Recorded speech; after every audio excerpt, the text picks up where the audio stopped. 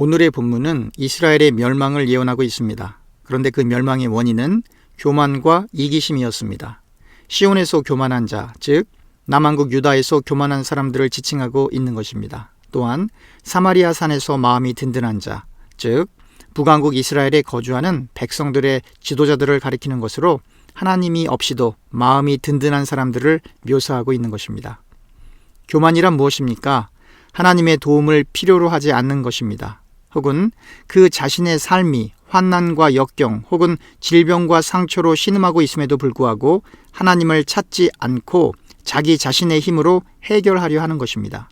하나님이 그 심중에 없고 하나님의 도움 없이 마음의 평안을 찾으려는 행위, 물질적 풍요로 하나님을 마음속에 신뢰하지도 찾지도 않는 상태, 그리고 질병과 경제적 위기 혹은 인간 관계 속에서 빚어진 갈등 가운데 있음에도 불구하고 하나님께 매달리지 않는 행위 등이 모두 교만에 해당하는 것입니다.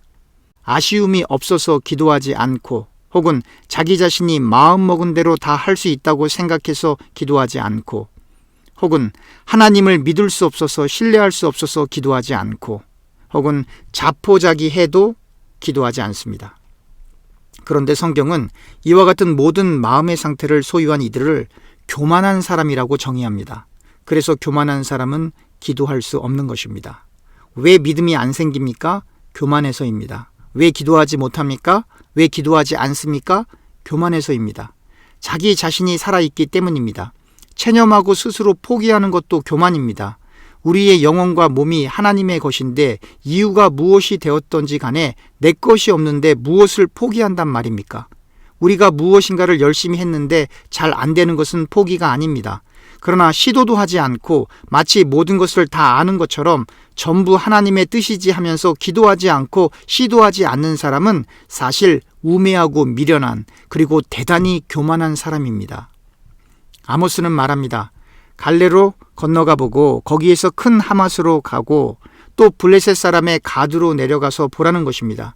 그 이방 민족들이 북왕국 이스라엘과 남왕국 유다보다 더 낫지 않냐고 말합니다. 또한 그 이방 민족들의 땅이 너희 이스라엘의 땅보다 더 넓지 않냐고 말합니다.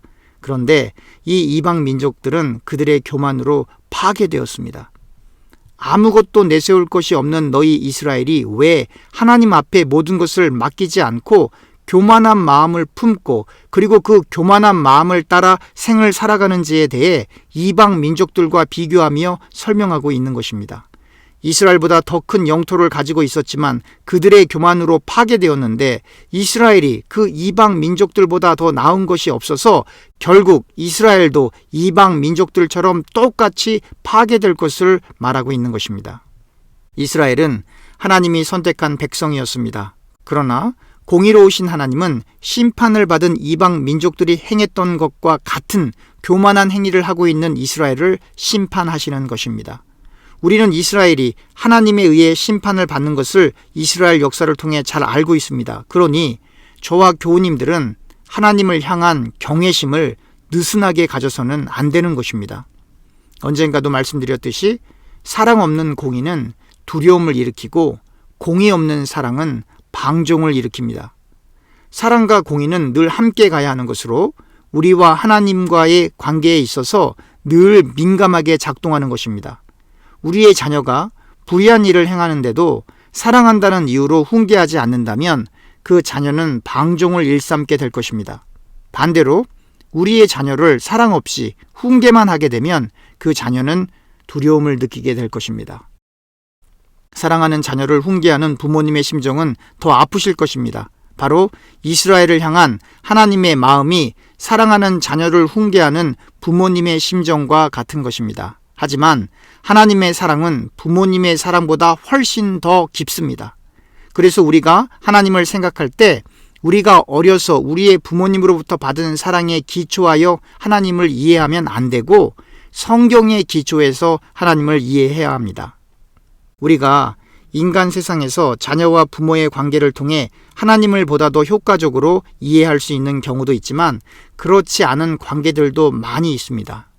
친아버지에게 성적 학대를 오랜 기간 동안 받아온 여성에게 하나님이 아버지처럼 우리를 사랑한다고 말하면 기겁할 것입니다. 이러저러한 이유로 부모로부터 어린 시절에 버림을 받고 부모의 얼굴도 기억을 하지 못한 상태에서 위탁시설에서 자란 아이들에게 하나님이 우리의 부모님처럼 우리를 사랑한다고 말하면 그것을 받아들이기 어려울 것입니다. 무엇이 정상적인 것인지에 대한 기준을 찾는 것은 참으로 어렵지만 소위 정상적이라 불리우는 가정에서 자란 자녀들도 얼마나 많이 부모로부터 상처를 받으며 자라고 있는지 알 수 없습니다. 부모가 자식을 사랑하는 것은 당연할 수 있겠지만 부모님들 역시 평범한 사람이고 불완전한 사람입니다. 그래서 그 사랑하는 마음이 있음에도 불구하고 자기 자신의 기분과 감정에 따라 자녀들을 학대하는 경우가 비일비재합니다. 하나님은 우리의 부모님과 다릅니다. 하나님은 일관되게 그의 자녀들을 사랑하시고 훈계하십니다. 하나님은 그의 자녀들을 변함없이 사랑하시고 정확한 기준에 따라, 즉 기록되어 있는 하나님의 말씀에 따라 훈계하십니다. 그리고 무엇보다 중요한 것은 우리가 우리 자신을 아는 것보다 하나님은 우리를 더 잘 알고 계십니다. 우리가 해야 할 일은 하나님을 절대적으로 의존하는 것입니다. 우리의 매 순간순간의 삶 가운데 하나님을 의식적으로 의지하고 늘 하나님과 소통하기 위해 기도와 성경 읽기를 경솔히 해서는 안 되는 것입니다.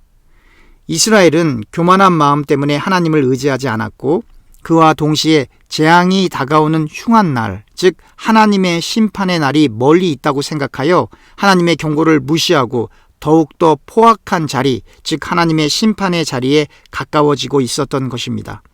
회개하지 않고 하나님께 나오지 않고 있음을 시사하고 있는 것입니다. 이 교만한 이스라엘의 구체적인 행위는 이기심을 통해 나타납니다. 상하상, 즉 상하로 장식된 침대에 누우며 침상에서 기지개를 켠다는 것입니다. 즉 침상에서 빈둥거리는 모습을 보이고 있는 것입니다. 또한 어린 양과 송아지를 잡아먹고 비파 소리에 맞추어 노래를 부르고 다윗처럼 자기를 위해 악기를 제조한다고 합니다. 대접으로 포도주를 마시며 귀한 기름을 몸에 바르며 요셉의 환난에 대해 근심하지 않는다고 합니다. 즉 이스라엘 나라에 임할 환난에 대해 생각하지 않고 자기 자신들의 이기심에 기인된 사치스럽고 호화로운 생활을 즐기고 있음을 폭로하고 있는 것입니다. 바로 이러한 교만과 이기심 때문에 경제적으로 어려운 다른 사람들을 고려하지 않고 호의호식하는 이들은 이제 하나님의 심판이 임하여 포로로 잡혀가는 사람들 가운데 제일 먼저 잡혀갈 것이라고 합니다. 그리고 기지개를 켜는 자의 떠드는 소리, 즉 부유한 지도자들의 잔치와 빈둥거리며 노는 일들이 끝날 것이라고 합니다. 사랑하는 교우님들, 하나님의 사람들도 큰 힘과 권력과 부를 소유할 수 있습니다. 지도층 인사가 될 수 있다는 것입니다. 그러나 하나님의 사람에게 그러한 힘과 권력과 부가 주어졌을 때 오늘의 본문을 바로 묵상하면서 절대로 그 힘을 남용하거나 이기적인 마음으로 경제적으로 어려운 사람들을 고려하지 않고 사치 생활을 해서는 결코 안 된다는 것입니다.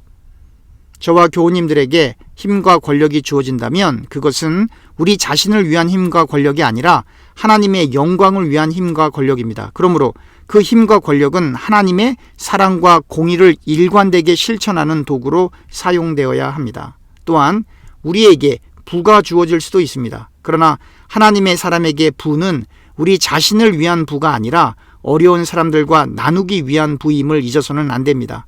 저와 교우님들은 이 세상에서 그 누구보다 성실하게 일하여 그 성과물을 우리 자신만을 위해 사용하는 것이 아니라 우리의 도움을 필요로 하는 사람들과 함께 나누어야 합니다.